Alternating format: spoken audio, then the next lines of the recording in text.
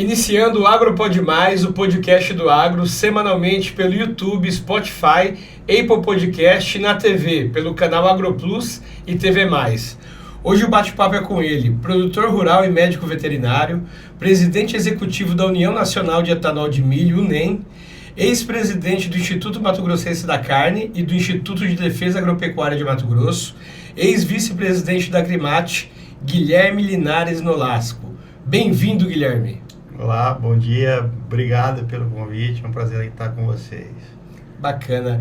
Guilherme, a gente tem ouvido tanto falar sobre etanol de milho nos últimos dias, né? Ultimamente, e nos últimos programas aqui, nos últimos episódios, foi um tema que foi comentado pelo menos aí nos últimos 7.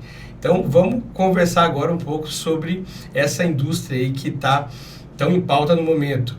O que diferencia o etanol de milho dos demais biocombustíveis do mercado brasileiro?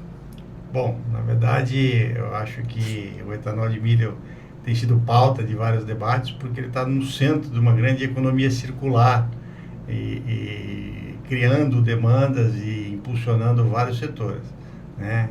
Eu acho que isso a gente vai falar um pouco mais adiante. Mas o que difere o etanol, né, um biocombustível realmente feito a partir do grão, do amido, né, e ele pode ser produzido de diversos tipos de grão.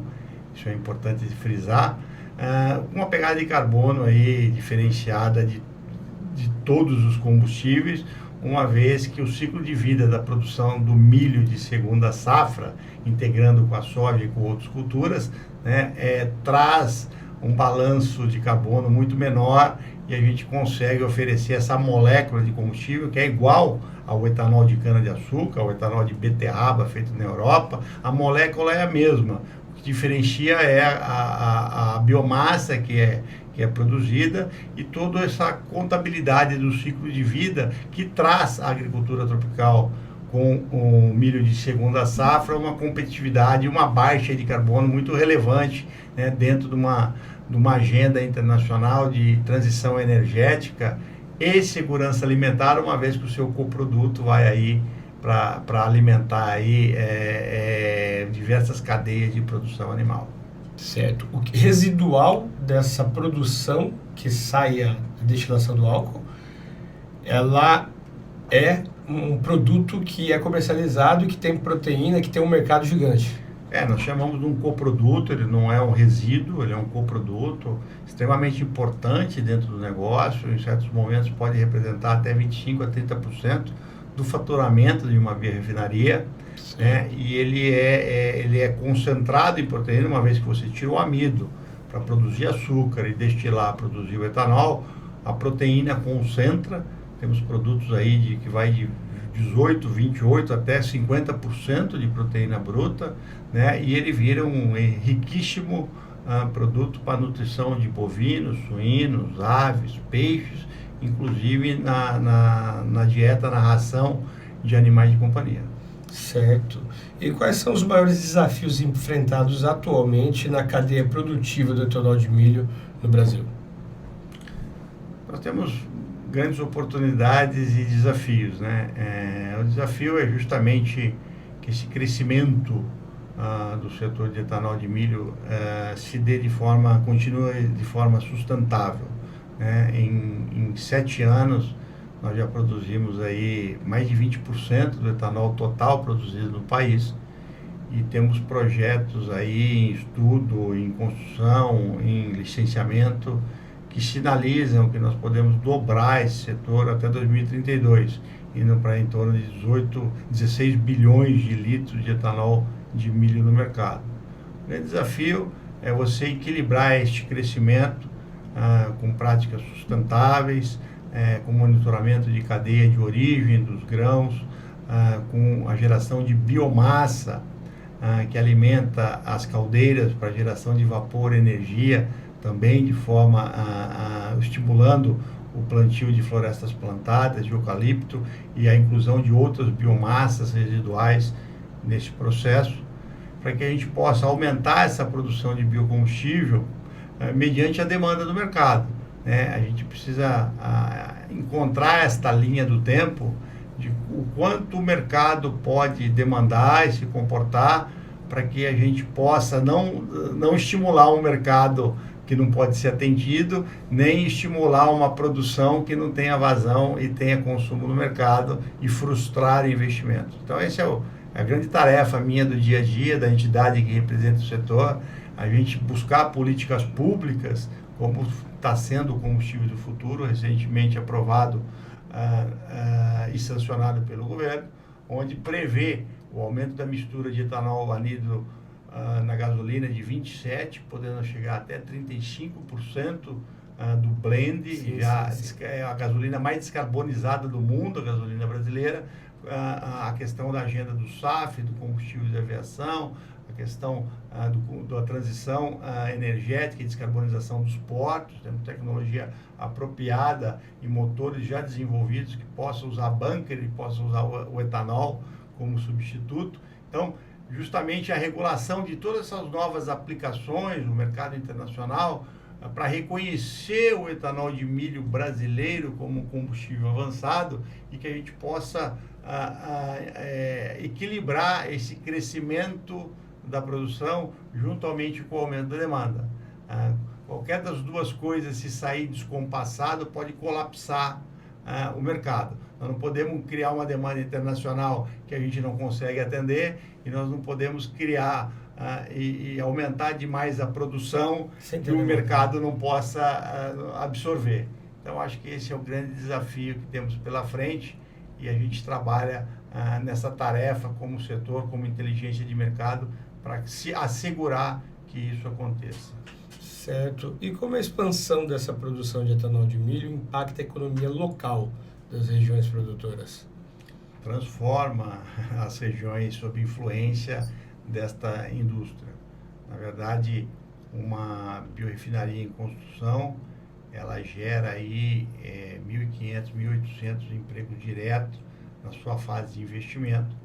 E depois, ela como é muito automatizada, ela emprega um pouco menos dentro da sua operação, mas toda a economia circular de logística, caminhões que transportam milho, levam DDGS ao mercado, trazem biomassa, levam biocombustível e toda a rede de prestação de serviços, né, e economia de fornecimento indireta movimentam uma região inteira. Nós temos indústrias na BR-163 que carregam e descarregam um fluxo de 2.000 caminhões dia. Caramba. Você imagine a economia que gira em torno desse empreendimento de 2.000 caminhões todo dia. Todos os tipos de serviços, né? Todos os tipos de serviços transitando por aí. Então, a arrecadação, trazendo um exemplo de Mato Grosso, a arrecadação de ICMS do biocombustível, do etanol, lá em 2015 era em torno de 150 milhões de reais ano. Hoje, a arrecadação de impostos de ICM ultrapassa os 2 bilhões de reais. E isso porque a alíquota foi extremamente diminuída para a atração desses investimentos, né? Se cobra menos, mas sobre um horizonte, um volume ampliado, que trouxe mais arrecadação ao Estado, e isso acaba revertendo em capacidade de investimento em logística, infraestrutura e dos ativos sociais tão importantes para que essas regiões possam receber essas populações, né, em casa, saúde, educação, tudo aquilo que precisa existir para que o investimento possa se adequar e ser comportado nessas regiões. Esse subsídio ele é observado aqui no Mato Grosso ou em outras regiões também tem essa prática? Também, o setor começou em Mato Grosso, né, ao longo da 163 e como um nicho de mercado. Lá em 2015 tínhamos uma usina de cana-de-açúcar que transformou em flex, produzindo etanol de cana e milho. A partir de 2017 começa a primeira grande operação de dedicação exclusiva à produção de etanol de milho em Lucas do Rio Verde. E a partir daí o setor vai se multiplicando e sai de uma condição de nicho de mercado como um mercado consolidado. Migrou para Goiás, migrou para o Mato Grosso do Sul, temos projetos em construção no estado do Maranhão, no estado do Piauí, no oeste baiano. Então, o Matopiba é um grande alvo para a produção de etanol hoje, em função da produção de grãos sem demanda no mercado local, no mercado regional. Nós temos um grande projeto à beira da Norte-Sul, sendo construído no Tocantins, né, que vai poder mandar etanol para Santos ou para o Maranhão. Temos um projeto no Paraná, projeto em São Paulo e, por fim, chegando lá ao Rio Grande do Sul, com 2 projetos em andamento, um para etanol de milho e outro para etanol de outros cereais. Deverá processar, inclusive, trigo e triticale, uma vez que o Rio Grande do Sul é totalmente dependente do biocombustível. Não há produção nenhuma de etanol no Rio Grande do Sul, e ali vão desenvolver uma política interna para abastecer o Rio Grande do Sul, tanto de etanol anidro quanto de etanol hidratado. Tudo com o pioneirismo do Mato Grosso, que deu início e startou. Mato Grosso figurou durante muito tempo com mais de 90% da produção nacional, hoje está em torno de 65%. As próprias indústrias aqui migraram para outros estados, né? Mato Grosso sempre lançando tendências no mercado, justamente pela sua grande oferta e produção de grãos, com a dificuldade do armazenamento e da logística, impulsionou uma indústria que era totalmente dependente do mercado. Diferente da cana-de-açúcar, o etanol de milho não tem área agrícola, as empresas não plantam milho, né? Então ela trouxe ao mercado uma previsibilidade enorme, com compras antecipadas de 2 anos anterior ao plantio e à colheita, né? Com uma proximidade muito grande ao produtor. Nós temos o programa RenovaBio, que envolve o produtor na comprovação de toda a sua rota de produção, do seu ciclo de vida, e isso poderá gerar algum bônus ao produtor. Enfim, e a partir daí, outras regiões começaram aí a receber. A própria UNEM, né, União Nacional de Etanol de Milho, que eu presido, foi criada em Mato Grosso, foi criada na mesa da ProSoja em 2017, e hoje ela já continua com a sua sede aqui em Cuiabá, mas última quinta-feira inauguramos o escritório em Brasília, centralizando onde está o poder, onde está toda essa relação governamental, e justamente como um ponto central que a gente possa se deslocar e receber todos esses estados, ora representados por essa entidade. O senhor falou em Rio Grande do Sul, né? Lembrando que em Rio Grande do Sul a gente tem transmissão do Agro Pode Mais para 28 municípios através da TV Mais. Abraço, Rio Grande do Sul. Guilherme, qual o papel das tecnologias de inovação na otimização da produção de etanol de milho? Extremamente importante, estratégico. Eu acho que um dos pilares mais importantes é a tecnologia. Quando eu cheguei ao setor em 2019, se produzia 380 litros de etanol de milho por tonelada de milho. E o milho em Mato Grosso era R$ 22,00 a saca, depois foi a 26, e diziam no mercado que esse setor se manteria viável com o milho até R$ 30,00 a saca naquele momento. E era motivo de preocupação para mim, né? Estava recém-chegada no setor novo, né? Aprendendo a andar, e o milho veio a 30, veio a 36, veio a 40, veio a 60, R$70, e esse setor continuou de pé, crescendo e mantendo seus investimentos.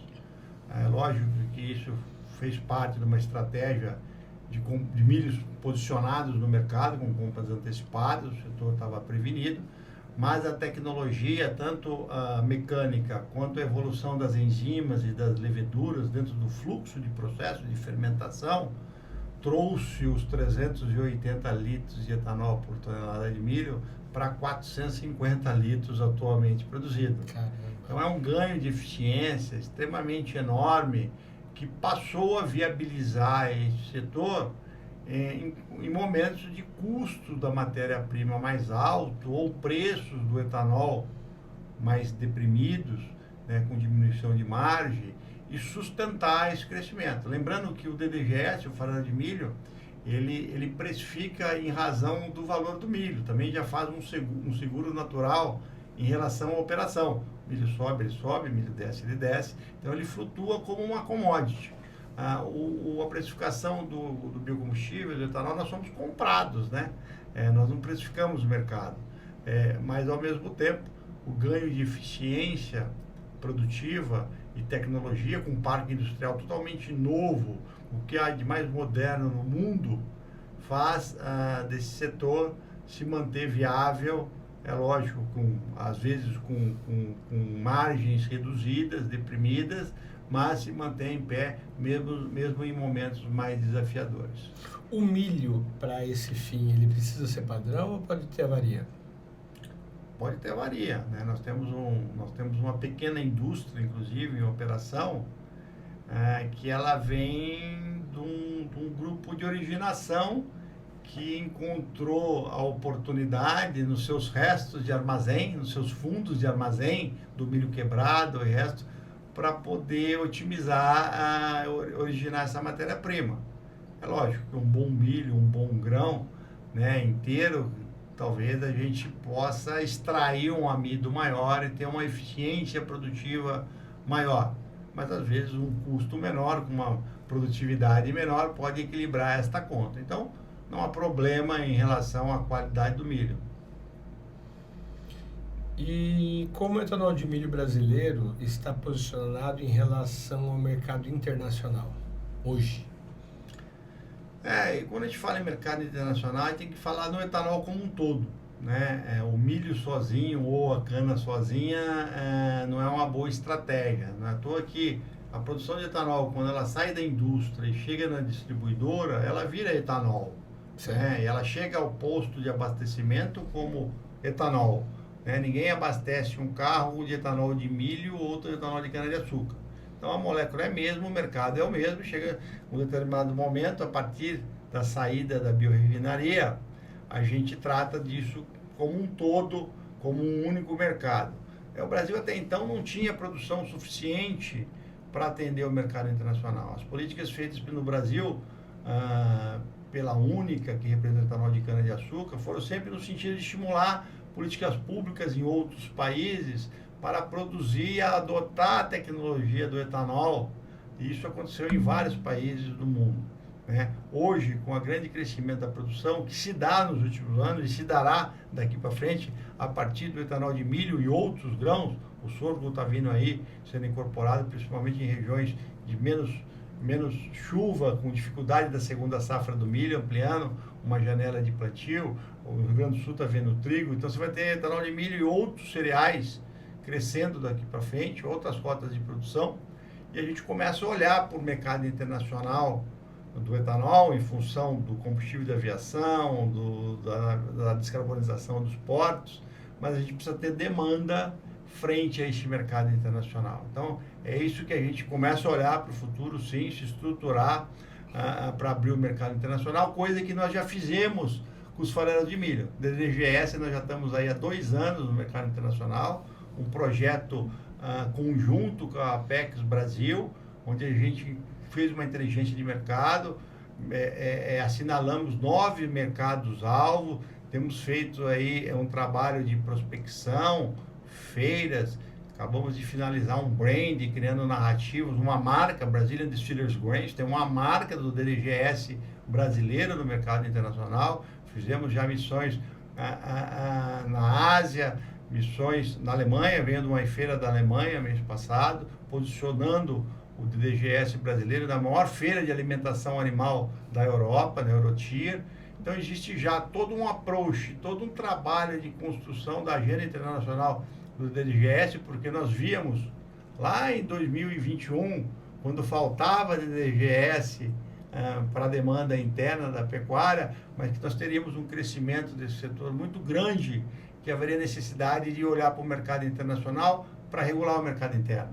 Isso já aconteceu. Nós estamos aí, devemos exportar esse ano em torno de 800 mil toneladas de DDGS, já mais de 20% da produção nacional, de forma a nos colocar na obrigação de manter padrões rígidos de qualidade, nos organizarmos, criarmos imagem, criarmos narrativas e regular o mercado interno.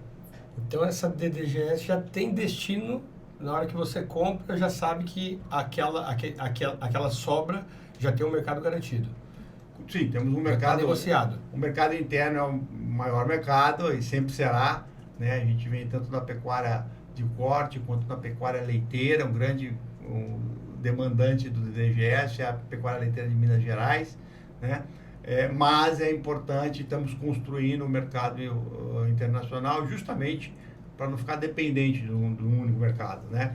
Nós podemos ter um problema sanitário, um problema de fechamento de mercados de exportação de carne, que possa refletir dentro do mercado do farelo de milho, DDGS, em função do nosso maior cliente, que é a pecuária. Então, é importante para essa indústria ter outros mercados à disposição para não ficar dependente exclusivamente do mercado interno, para que em momentos difíceis de mercado interno, principalmente no mercado da carne, a gente pode ter onde escoar e preservar esse setor aí de forma saudável. Certo. Quando você fala que é necessária a demanda internacional para aumento da produção, é que essa demanda, quando incrementada, pode provocar os investidores brasileiros em ampliar as produções para poder atender esse mercado.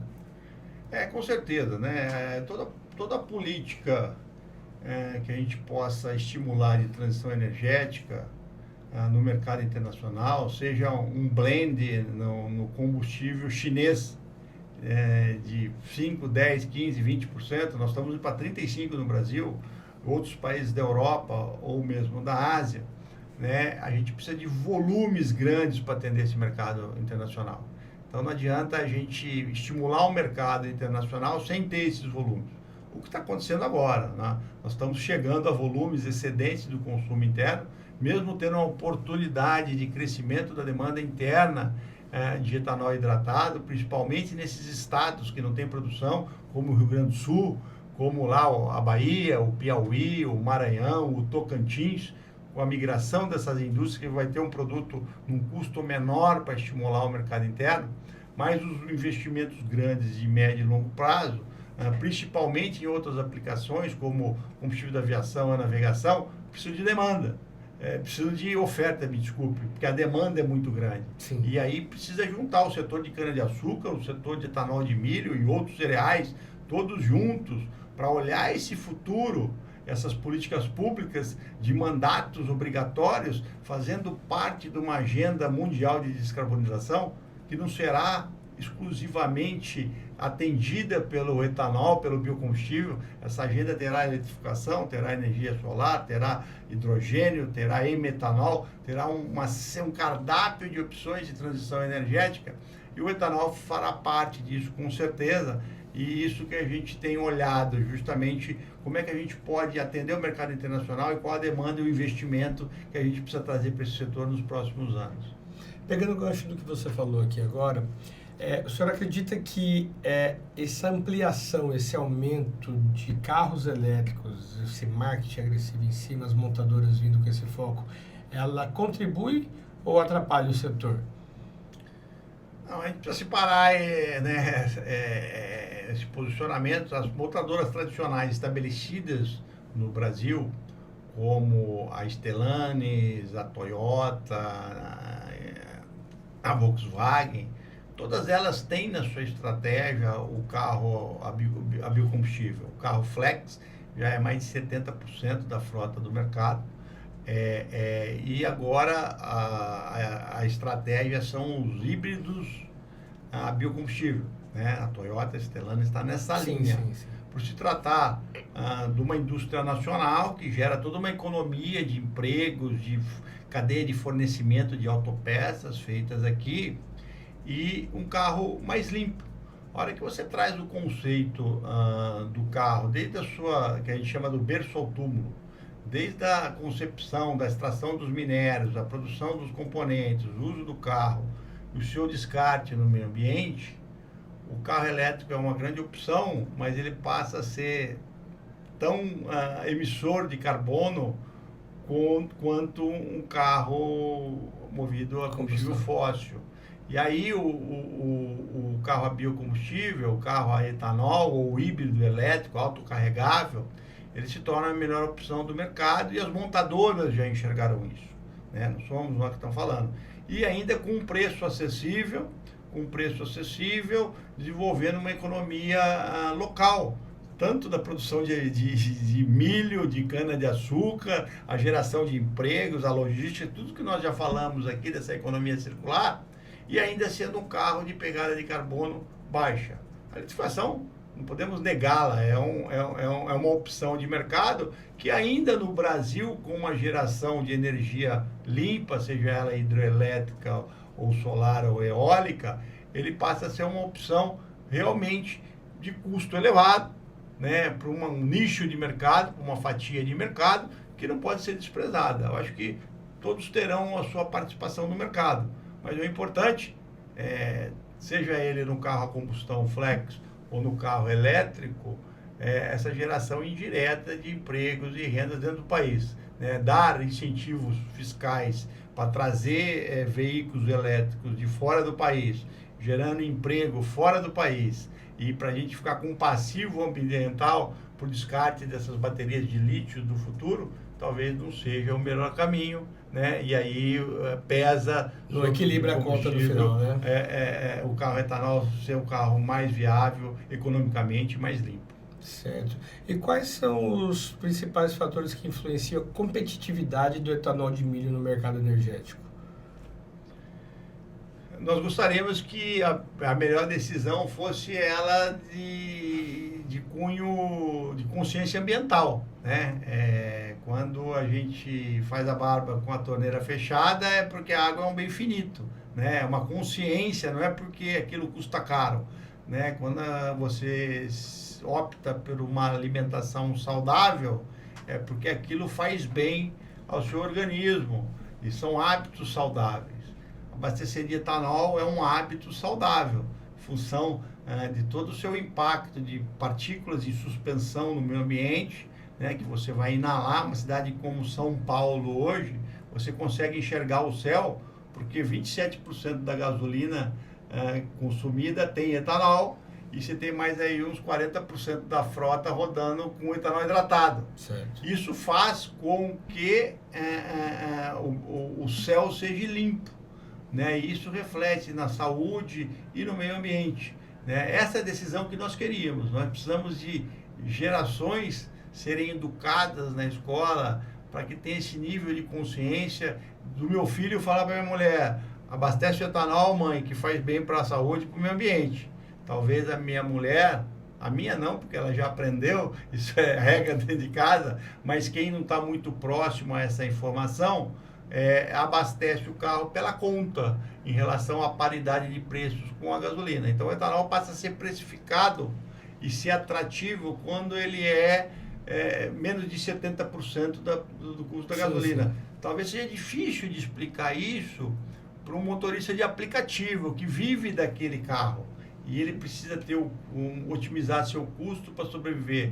Mas, né, para quem mora em Sinop, em Sorriso ou no Rio Grande do Sul, o que um litro de gasolina influencia a sua região, a sua comunidade, toda a influência daquilo que você faz e vive. Talvez um litro de biocombustível, seja etanol ou biodiesel, pode ser uma opção muito mais inteligente de toda a economia circular indireta gerada para a sua região.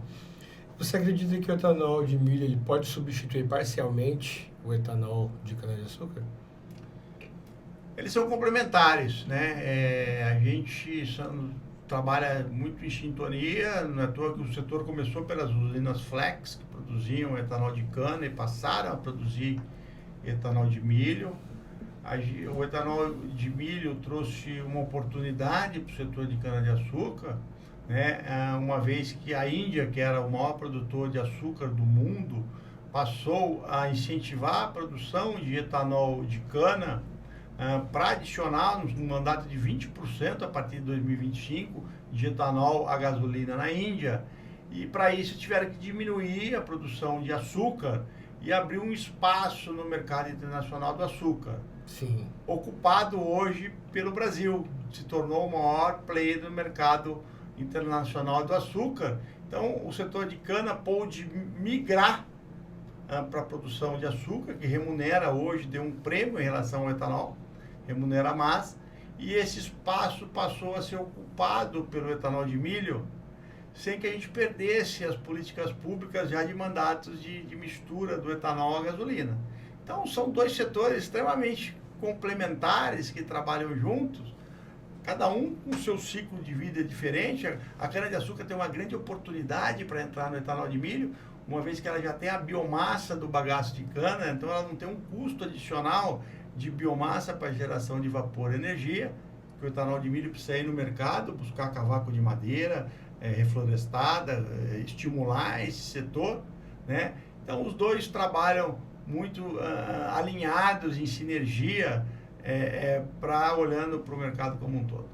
Depois quero falar um pouco aí sobre a vantagem, a questão de custo em relação para a produção do etanol de milho e do etanol de cana.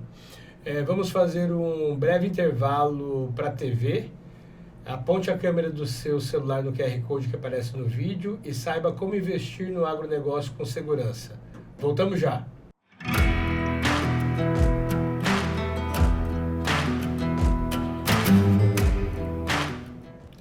Voltamos com o Agro Pode Mais, continuar o bate-papo com Guilherme Nolasco sobre etanol de milho.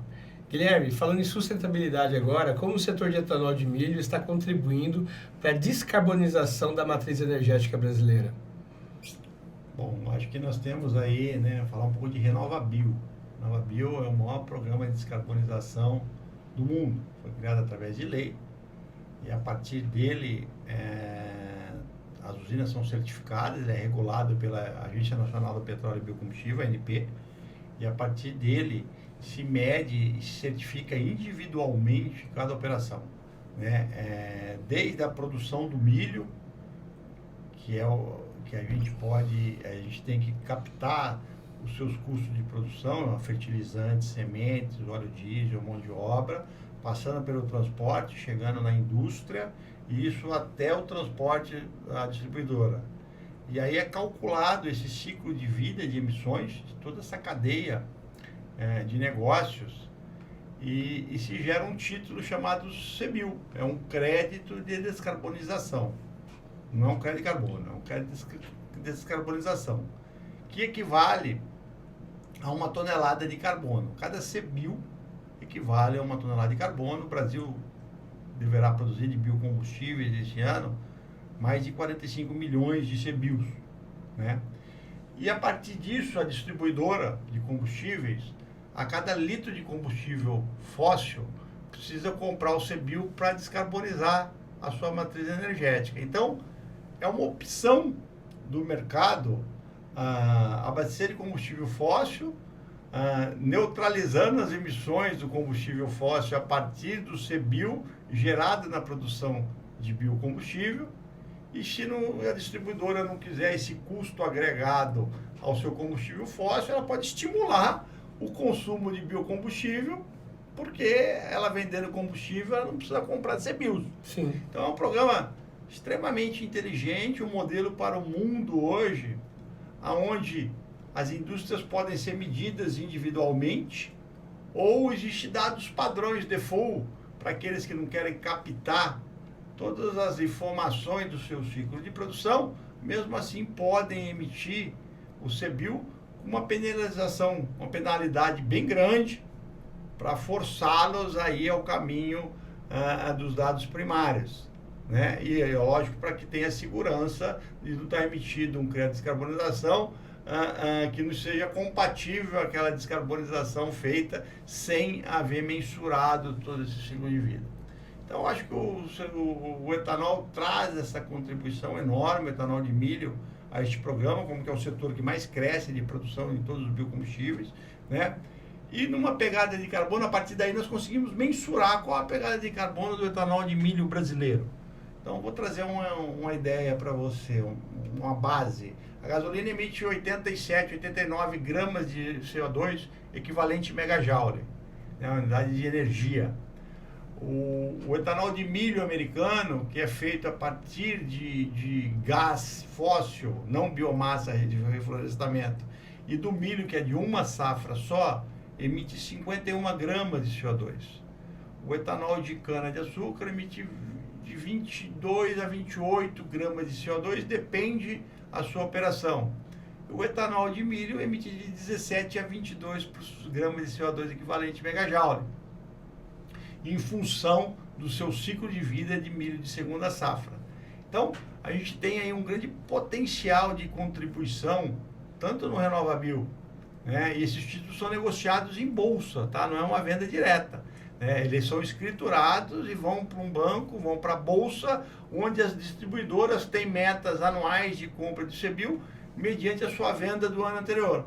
Fechou fechou agora 1º de janeiro, pega o que cada distribuidora vendeu de combustível fóssil e traz uma meta de CBIOs que ela tem que apresentar até março do ano que vem, descarbonizando tudo que ela comercializou. Então, é uma grande contribuição que já está entrando no processo de descarbonização da matriz nacional, né? Sem contar os 27% de etanol anidro já adicionado à gasolina, e que o projeto de lei do combustível do futuro trouxe agora, a lei já sancionada, que nós vamos migrar o ano que vem, talvez já a 30%, e dentro de um ano e meio, a 35% de mistura de álcool na gasolina, né? Contribuindo aí por toda essa agenda de descarbonização e de segurança energética. Muito bacana, uma coisa leva a outra, né? É complexo, né, falar um pouco de RenovaBio, de todo esse ciclo de vida, mas é um setor que está extremamente comprometido dentro do ESG, né, de governanças, sim, sim. E cuidados com o meio ambiente, né, e tem toda uma agenda ambiental em curso que a gente está tentando capturar, e para que isso possa ainda mais estimular e assegurar os investimentos. É um desafio, quem sabe agora vindo do mercado de carbono, a gente transformar o CBIO num crédito de carbono realmente, onde, por exemplo, uma companhia aérea como a United poderá descarbonizar as suas emissões dos seus aviões mediante um CBIO. Isso não é possível ainda, não foi fungível, mas isso é um passo que o Brasil pode dar adiante, trazendo ainda mais valor agregado pelo fator ambiental à produção de biocombustível. Além do RenovaBio, que é uma coisa que já está acontecendo, existe alguma coisa já planejada para os próximos passos, alguma coisa que o senhor pode adiantar aqui para a gente? Nós temos, além do RenovaBio, o BECS, né? Que é o processo de captura e armazenamento de CO2, que também foi aprovado o marco legal dentro do projeto Combustível no Futuro, que nada mais no processo fermentativo do milho, a cada tonelada de milho você consegue capturar aí 300 quilos de CO2 puro, com grau de pureza altíssimo, de 98%. Né? Então, um litro de etanol você põe 450... uma tonelada de milho você produz 450 litros de etanol, 225 quilos de DDGS e captura mais 300 quilos de CO2. E aí é o processo que acontece nos Estados Unidos, você vai injetar no subsolo a 2.500 metros de profundidade, precisa ter uma geologia especial, com câmeras porosas nesse solo, com na superfície uma rocha selante, e você vai armazenar ele lá e tampar, e esse etanol vai passar a ser carbono negativo. Então, Lucas do Rio Verde, Mato Grosso, mais uma vez inovando, primeiro projeto, um poço experimental já furado, está em Lucas do Rio Verde, acabou de sancionar a lei e determinar o marco legal sobre isso, e a gente vai fazer do etanol de milho e vai ter oportunidade para cana e para outras operações também, essa captura desse carbono e a injeção no subsolo, neutralizando e fazendo, na verdade, essa operação carbono negativo. E aí é tão importante regular o mercado de carbono para que a gente possa monetizar essa conta e isso possa fazer parte de metas de descarbonização. Muito legal. E como o setor equilibra o uso de milho para biocombustível com a necessidade de garantir o abastecimento alimentar? Nós temos, assim, esse foi uma preocupação no passado, né, até onde o setor de etanol de milho poderia influenciar o preço do milho ou influenciar o abastecimento de todas as cadeias demandantes de milho, né? E isso principalmente naquele momento em que o milho saiu de 22, 26 e veio para 70 no Mato Grosso e 90 no sul do país, né? E aí trouxeram a culpa ao etanol de milho dessa escalada de preço, sem esquecer que o milho é uma commodity precificada em Chicago e que mesmo assim nós temos excedentes exportáveis, depende da safra, de 30, 40 até 50 milhões de toneladas de milho por ano, mesmo o etanol de milho hoje demandando mais de 17 milhões de toneladas no mercado brasileiro, né? Então isso foi superado quando esse milho de R$ 70 voltou para 40, né? E nós estávamos demandando muito mais milho do que naquela época que o milho foi a 70, 80, 90. E aí o mercado conseguiu enxergar que se não fosse o etanol de milho, talvez seria ainda pior a situação dos preços de milho em um momento de mercado baixo.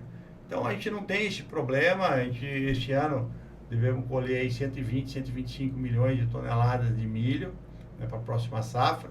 O etanol de milho deverá demandar em torno de 20 milhões de toneladas, né, e ainda teremos aí um excedente exportável de 40, 50 milhões de toneladas, com um reflexo extremamente importante. Isso a gente traz aí a Mato Grosso. Lá em 2017 até 2023, a área plantada de milho de segunda safra cresceu 50%, né? Então ele trouxe uma previsibilidade do mercado e a janela de plantio é muito curta, exige do produtor ter muito mais maquinária para fazer um cultivo em 25, 30 dias no máximo, maquinária para plantar, tratos culturais, colheita, e aí precisava de investimentos. Então esse setor estimulou esse investimento, estimulou as compras antecipadas, e a gente vê a produção de milho crescendo junto com a produção de etanol de milho, estimulado pelo setor, e a migração de áreas de pastagens de baixa produtividade ao cultivo de grãos. Bacana. Sem diminuir a produção de carne. Então, Mato Grosso é um exemplo disso. Mato Grosso bateu o pico de 34 milhões de cabeças de gado e tem cedido ao setor de grãos mais de 1 milhão de hectares a cada ano. Então, a gente está vendo a produção, a área plantada aumentar, sem avançar sobre novas áreas de exploração, a produção de carne aumentar, com um ciclo reduzido de idade ao abate. O DDGS faz parte disso, trazendo uma dieta no coxo, e a produção de biocombustível, uma energia limpa, num ciclo virtuoso, onde a gente produz biocombustível, a gente produz DDGS, a gente produz o óleo de milho, se extrai em menor quantidade, 20, 22 litros de óleo por tonelada de milho processado, estimulando florestas plantadas, indiretamente estimulando a redução do ciclo do boi, que contribui à redução do metano e do carbono também, sim. Aumento de oferta de carne, com uma coisa extremamente importante, sem precisar avançar sobre novas áreas de exploração. Então, se fala muito de etanol de milho, justamente do setor de etanol de milho, justamente por essa economia circular gerada em todas essas cadeias produtivas, otimizando e reduzindo a área de ocupação, reduzindo o ciclo de produção, e acreditando ao setor de etanol de milho como um impulsionador no centro desse universo para todas essas cadeias de produção. É muita coisa envolvida, né? Agora, tira uma dúvida minha. O custo por litro do etanol de milho versus cana é muito diferente? Essa é a conta que nós não fazemos, né? Por se tratar de ciclos de vida totalmente diferentes, a gente tem na cana, você opta para produzir açúcar ou etanol, né? São produtos que se substituem, você direciona a sua sacarose para o açúcar ou para a produção do combustível. O milho ou outros cereais, você produz o combustível e diretamente ligado a isso você tem os coprodutos disponíveis, o farelo e o óleo. Essa equação entre o custo da biomassa, que é altíssimo dentro do processo, se ela é plantada, se ela é resíduo industrial da indústria madeireira, se ela é bambu, se ela é eucalipto, né, tudo cultivado, com a questão do posicionamento do mercado da biomassa, do milho, né, do milho. Se a compra foi feita antecipada, mercado spot, isso, aquilo, com o preço do combustível. É uma equação extremamente complexa para que a gente possa trazer o mercado e a receita desses coprodutos, que chega a ser 20 a 25, em alguns momentos foi 30% do Precisa negócio. ser considerada para poder para você avaliar o setor como um todo. Não dá para eu avaliar apenas o custo de produção do etanol de milho e cana. Eu preciso avaliar o ciclo completo do custo dessa indústria com a receita total dessa cesta de produtos. E ainda tem a cogeração de energia, que é feita no etanol de milho, que se produz o ano todo, não tem entre safra. Você traz ainda uma receita adicional da cogeração de energia, que é jogada no sistema elétrico. Então, eu prefiro dizer que são complementares, né? São complementares, ao mesmo tempo que a cana-de-açúcar hoje tem um prêmio lá no mercado do açúcar, e analisando o negócio como um todo, também não dá para analisar só a produção de etanol. Então, esse é o tipo da avaliação que ela não dá para a gente agregar esses números todos e trazer eles consolidados, dizendo o que é mais barato e o que é mais caro. São análises feitas extremamente individuais, depende de logística, depende da distância do mercado consumidor do etanol ou do próprio coproduto do farelo de milho, para fazer uma análise. Certo. E quais as mudanças regulatórias seriam necessárias para fomentar ainda mais a indústria de etanol de milho? Nós já conseguimos muitas evoluções, né? Começando por Mato Grosso, né? Nós conseguimos provar, a Secretaria do Meio Ambiente, a secretária esteve aqui com você, sim, que o sistema de produção do etanol de milho é um sistema fechado, onde se aproveita tudo, né? Se você não tem um resíduo ao meio ambiente. E a partir daí nós conseguimos transformar a legislação estadual para que se licencie uma indústria até um volume de produção num relatório simplificado com dispensa de arrima. Isso trouxe uma vantagem, tanto de custo, que um processo de arrima tem um valor significativo, e o tempo, que às vezes demora um ano e meio, 2 anos para você fazer um arrima. Então hoje as empresas se licenciam num espaço curto de tempo, com um custo reduzido, uma vez que foi demonstrado que a segurança do sistema de produção sem dejetos aí ao meio ambiente. A partir de Mato Grosso, isso foi replicado em Mato Grosso do Sul, em Goiás, em vários estados, sob a influência desse setor. Tudo começou por aqui. Política tributária é a mesma coisa. Nós temos um grande desafio, um grande problema. Nós estamos produzindo combustível longe do centro de consumo. E nós temos um problema de logística, né? Um custo logístico enorme para pegar um etanol nas áreas de produção de grãos e levar ele ao sudeste do país, onde se consome. Como isso foi amortizado, minimizado pelas políticas tributárias. Também começou por Mato Grosso, diminuição da carga tributária na operação interestadual, né? Isso acabou sendo replicado nos demais estados da federação, gerando uma competição sadia pelo investimento e adequando as políticas tributárias competitivas para que aquela produção possa chegar nos seus destinos de consumo, né?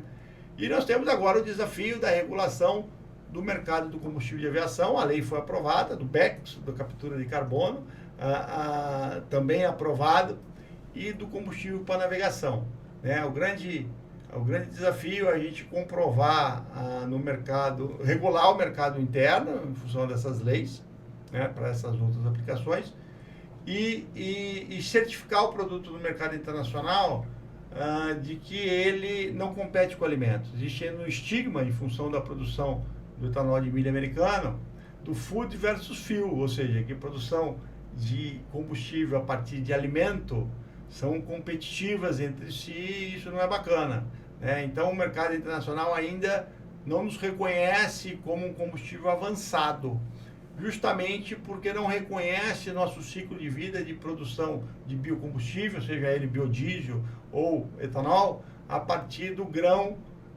de uma agricultura integrada, onde se produz 2 até 3 safras por ano, trazendo um balanço de carbono, um balanço energético muito menor, e não competindo com alimentos. Pelo contrário, o caso nosso do Brasil, a gente está incentivando a produção de proteína animal, incentivando a produção, plantio de floresta plantada e, na prática, vendo o crescimento da produção de área de segunda safra, que evitando o avanço sobre novas áreas ainda inexploradas. Só que isso é um desafio de regulação e a gente tem trabalhado por isso. Certo. O senhor falou em desafios aí em relação a transporte e logística, né? O que a Uninem tem feito para melhorar a questão de infraestrutura e logística para o segmento? É um assunto extremamente, né, é um dever do Estado, né, é um dever complexo. A gente tem feito influências para que as coisas aconteçam. Então, você vê aí no Mato Grosso, que tal, é o final da linha, né, o produto ele tem que ir para São Paulo, ele tem que passar por Goiás ou Mato Grosso do Sul, chegar em Mato Grosso. Você tem a extensão dos trilhos da Rumo, de Rondonópolis até Lucas do Rio 3. A Ferrogrão é um sonho, né? Não veio pelo setor de etanol de milho, mas contempla toda a cadeia de negócios da agroindústria e da produção primária. E começa a ferrovia, a integração de modais, é uma realidade já, a rodoferroviária a partir de Rondonópolis.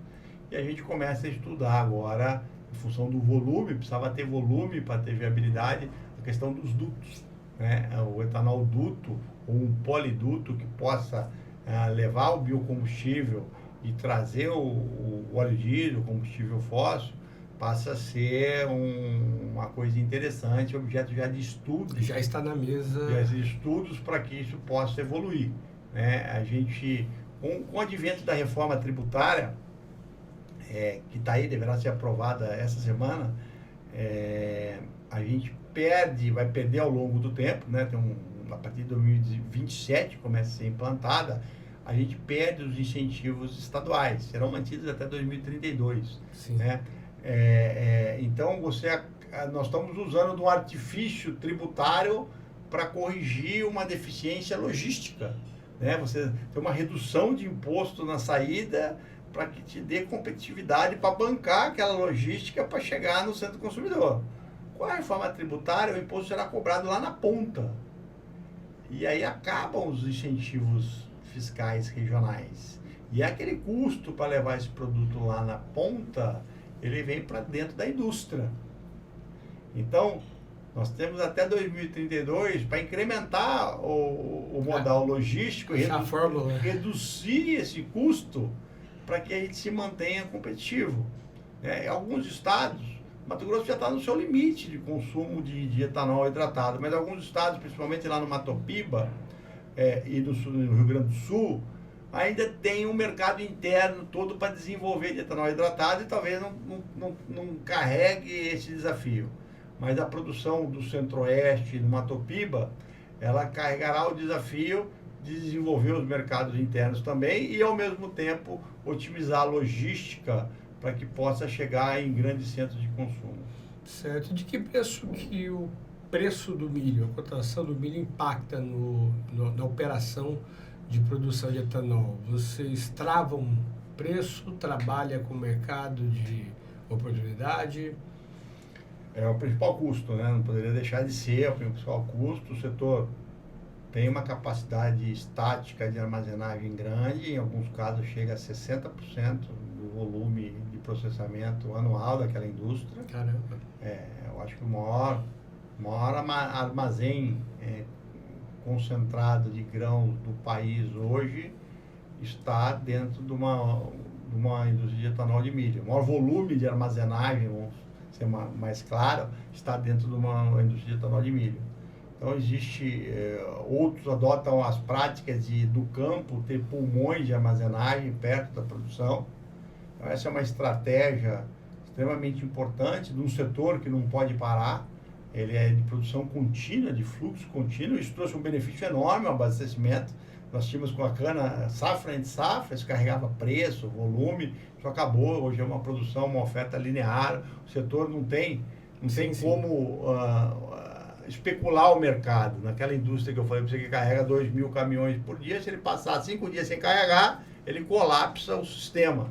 Então é uma produção, um sistema de produção contínua, e é lógico, o milho depende do mercado, de determinados momentos de preço, oferta e oportunidades, né? O setor se posiciona comprando, armazenando, e até acontece em alguns momentos de ele vender milho de volta ao mercado, né? Então, são traders que participam de todo o mercado de originação, assim como as traders, assim como todas as empresas que estão aí no mercado. Vamos lá. E a UNEM, ela está presente em quais estados hoje? A UNEM, né, nasceu em Mato Grosso como uma entidade no seu estatuto nacional, mas apenas com associados lá em 2019, quando eu cheguei, no Mato Grosso. Hoje nós temos associados do Mato Grosso do Sul, em Goiás, no Oeste Baiano, no Maranhão, no Tocantins, em Alagoas e no Rio Grande do Sul. Então eu brinco, nós estamos de Alagoas ao Rio Grande do Sul. Se caracterizou, se consolidou como uma entidade nacional, fez parte do planejamento estratégico lá em 21, de nacionalização dessa entidade. Representamos hoje 98% da produção de etanol de milho e outros cereais do país. E semana passada inauguramos a nossa sede em Brasília, dentro do centro, né, onde acontece todas as regulações do setor.